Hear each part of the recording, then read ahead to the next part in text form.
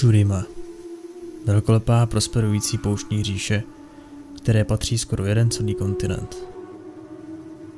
Sjednocuje všechny rozmanité národy jihu a udržuje mezi nimi trvalý mír. Avšak páteř celé říše tvoří otroctví a moc mnoha urozených rodů je na nucené práci závislá. Její úrodná půda je požehnána silou slunce, již září z obrovského zlatého kotouče na vrcholku chrámu v srdci hlavního města. Díky moci tohoto slunečního disku má Shurima vyzdvižené válečníky, kteří jsou vylepšení jeho silou.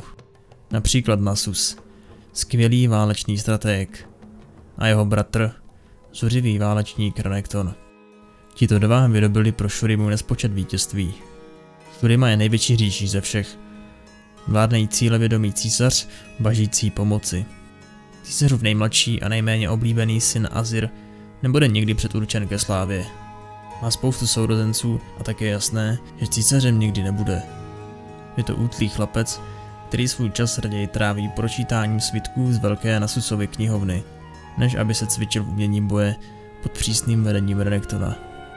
Mezi prohnutými policemi plných svitků, knih a hliněných tabulek potkal Azir mladého chlapce, otroka, který navštěvoval knihovnu téměř denně, aby zde našel texty pro svého pána.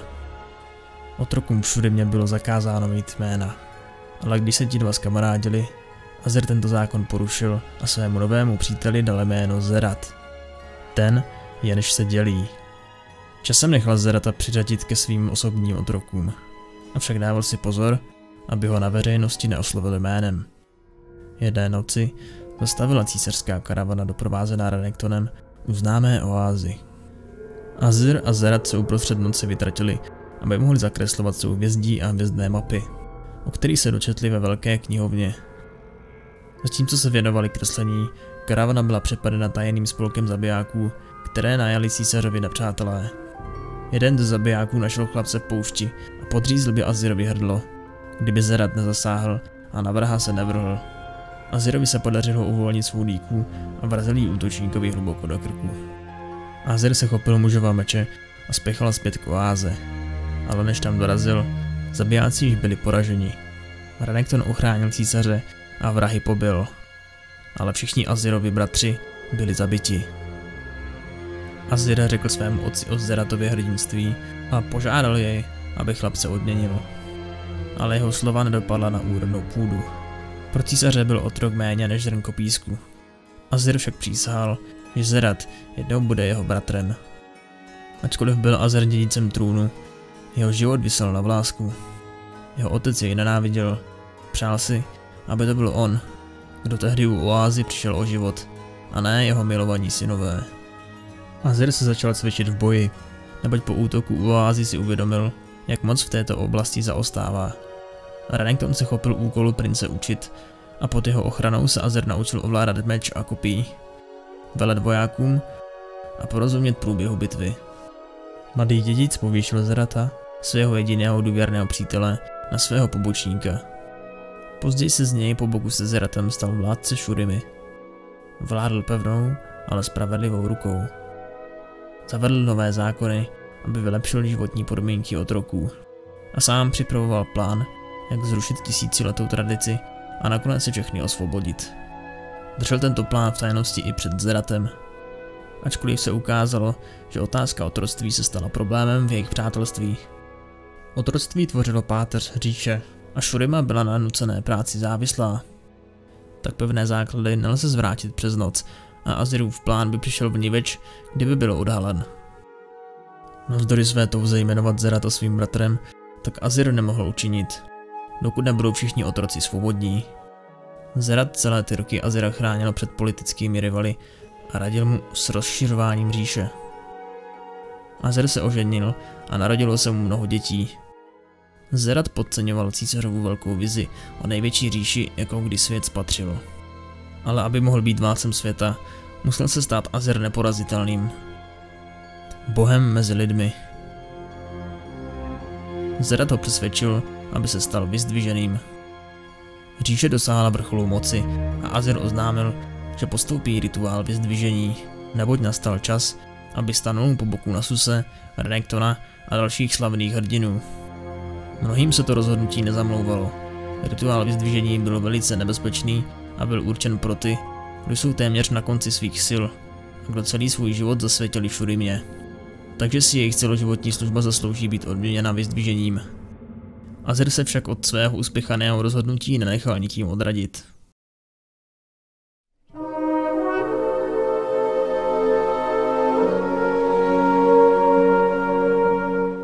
Nastal den rituálu a Azir kráčel vpřed k pódiu vyzdvižení a jeho cestu sledovali tisíce vojáků a 10 000 jeho poddaných. Nasus a Renekton se oslav nezúčastnili, měli totiž jiné starosti. Z kouzelného sarkofágu v Šurimě utekla bytost živého ohně, kterou dokázali zastavit jenom oni dva. Těsně předtím, než kněží začali s rituálem, se otočil císař na Zerata a konečně je osvobodil z otroctví. A nejen jeho, nýbrž všechny otroky. Zerat byl ohromen a nebyl schopen slova, ale Azir ještě neskončil. Objal Zerata a jmenoval ji svým věčným bratrem, přesně jak před lety slíbil. Zeratovi se dostalo všeho, po čem kdy toužil. Celou dobu měl ale jiné úmysly, než se mohlo zdát. Císařova slova znejistila Zerata, bylo ale příliš pozdě. V pohybu bylo až příliš věcí, než aby Zerat ustoupil od svého plánu. Azir, jenž nevěděl o nastávající zradě, se otočil ke kněžím, kteří započali rituál a přivolali úžasnou sluneční sílu. Doteď nikdo netušil, že Zerat v Nasusových knihovnách studoval mnohem víc než jen historii. Tajně se učil temnému umění magie. Při vyvrcholení rituálu vypustil bývalý otrok Zerat svou nahromaděnou moc a zhodil Azira z pódia. Jakmile se Azir ocitl mimo ochranný kruh run, byl spálen slunečními plameny na popel a Zerat zaujal jeho místo. Naplnilo jej sluneční světlo a on křičel, když cítil, jak se jeho tělo začalo proměňovat. Tento kouzelný rituál však nebyl určen pro Zerata a tato mocná nebeská síla se nedala uloupit bez hrozivých následků. Veškerá energie rituálu vyzdvižení vybuchla a zdecimovala Šurimu. Obyvatele výbuch spálil na prach a honosné paláce se zbortily. Načež celou zkázu pohltil pouštní písek. Sluneční kotouč, který po staletí budovali celé generace, padl v jediném okamžiku, kvůli ctižádosti jednoho muže a neoprávněné zášti druhého. Bratři se do města vrátili tak rychle, jak dokázali, ale bylo již pozdě. Azir byl mrtev a s ním i většina obyvatel města. Nasus se s Renektonem naplnil hněv a žal, a tak se utkali se zlovolným stvořením z čiré magie, které se z Zerata stalo. Nedokázali Zerata zabít, a tak se rozhodli, že ji uvězní do kouzelného sarkofágu, ve kterém byl uvězněn onen ohnivý tvor, kterého Zerat vypustil, aby oba bratry odlákal pryč. Ani sarkofág jej však nedokázal udržet. Renekton popadl Zerata a odnesl ho do hrobky císařů a poručil Nasusovi, aby za nimi zapečetil cestu. Nasus odmítl a zoufale se snažil najít jiný způsob, ale žádný takový nebyl. S těžkým srdcem zavřel za Zeratem a svým bratrem vchod do bezedné temnoty, čímž je oba uvěznil až do konce věčnosti. Tam, v temnotách, však Renektonův boj se Zeratem pokračoval. Bojovali nesčetně let a nad jejich hlavami se mezitím velká šurimská civilizace rozpadla. Zerat otrávil Renektonovu mysl svými jedovatými slovy a během dlouhých století si jeho lži postupně vybrali svou daň. Mák zasel v Renektonovi představu, že ji Nasus uvěznil záměrně, nebo žárlil na jeho úspěch a nechtěl se dělit o moc vyzdvižení. Renekton krůček po krůčku přišel o rozum. Nasus se vypravil o samotě do pouště a tížilo jej břemeno viny, že zanechal svého bratra na pospas temnotě. Přijal samotu a odloučení, a tak se z Nasuse stala pouhá legenda. Z 5 vyzdvižených hrdinů, z kterých známe pouze 3 z nich, se staly dárky. Hlavním důvodem toho byla válka s Voidem, která otrávila jejich mysli. Pád Šurimy byl posledním hřebíčkem do rakve. Azir nic z toho netušil. On mohl vnímat jen nicotu. Jeho poslední vzpomínkou byla bolest a plameny. Nevěděl o ničem, co se odehrálo po jeho pádu z pódia. Nevěděl, co se stalo s jeho říší, dokud nebyl vzkříšen. Tragický pád Shurimy nebyl ničím ve srovnání s tragédií jejího zmrtvých vstání. Na trhu na kraji pouště se objevuje cizinka, Cassiopeia, šlechtična z Noxu, a chce si najmout průvodce, který by ji zavedl do bájného, ztraceného města. Ale ne ledajakého průvodce. Najímá si majitelku legendárního prastarého meče, žoldačku zvanou Sivir. Sivir svolá svou partu nájemných bojovníků a vydají se do pouště, aby našli pohřbené kosti Shurimy. 5 dní pod prahnoucím sluncem. Jeden z věc patří věž tyčící se mezi dunami a schodiště vedoucí do podzemí. Sestupují dolů do temnoty. Ve svitu louče se třpití prastaré poklady. Dokonce i Sivir je udivena majestátem těchto rozvalin. Její muži míří hlouběji, jen aby narazili na pasti a zemřeli v nich. Sivir je ochromena hrůzou, ale Cassiopeia sebou ani necukne. Vidí pouze sochu obrovského plaza, který tiše stráží dveře do hrobky císařů. A usmívá se. Ta prastará zbraň je klíč. Cassiopeia Sivir zradí.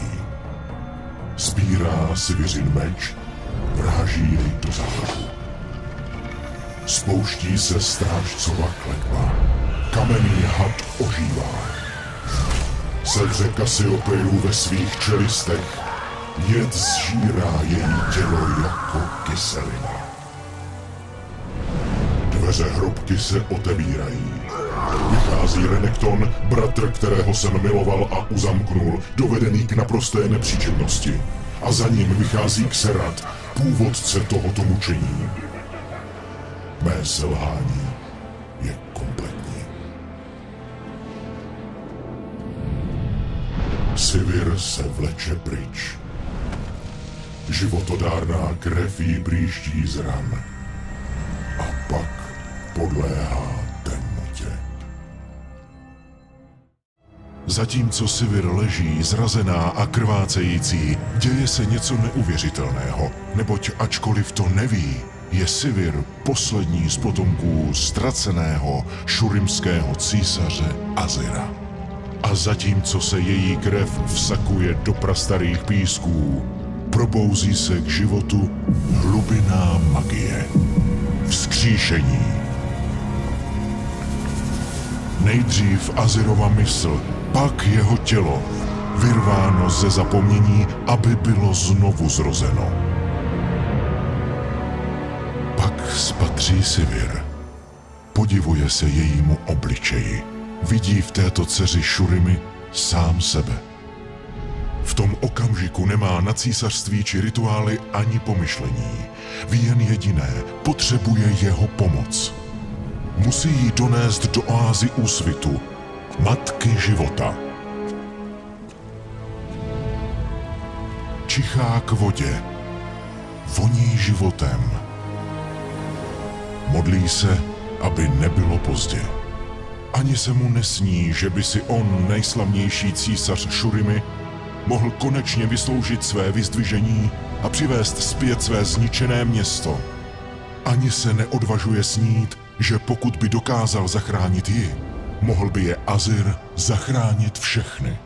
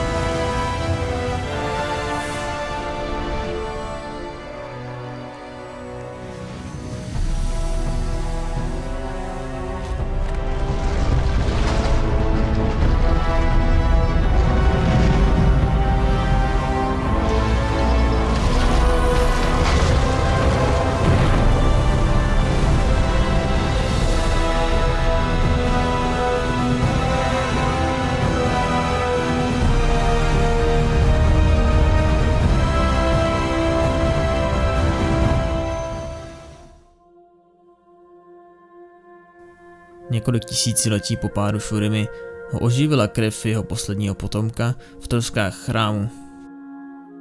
Azir byl znovu zrozen. Jeho tělo nebylo ničím víc než oživeným prachem, jenž pohromadě držel pozůstatek nezlomné vůle.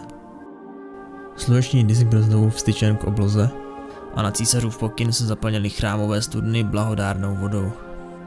Z Azira se tak stal vyzdvižený, jak bylo zamýšleno. Naplnila jej nekonečná sluneční záře, když mu dala skvostnou podobu jestřábího muže v brnění a obdařila jej silou poroučet samotnému písku. Azir vystoupil po schodech nově stojícího slunečního chrámu a poroučil větrům, aby mu ukázali poslední okamžiky předtím, než město padlo. Duchové z písku přehráli děsivou scénu a Azir s hrůzou sledoval, jak byl zrazen Zeratem. Padl na kolena. Před ním povstala jeho rodina v dokonalém dechberoucím detailu.